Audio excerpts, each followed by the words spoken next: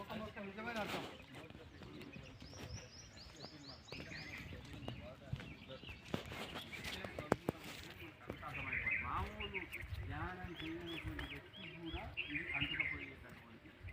మామూలుగా గురువులు కానీ వీళ్ళందరూ కూడా భగవద్గీత శ్లోకం చెప్తే శ్లోకం అర్థం చెప్తారు అంతే.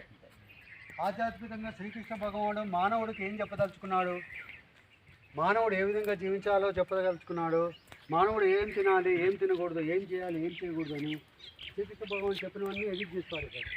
ఎందుకంటే అవన్నీ చెప్తే వాళ్ళు బతకాలి, వాళ్ళకి ఏమో ఉండదు కదా. సో భగవద్గీత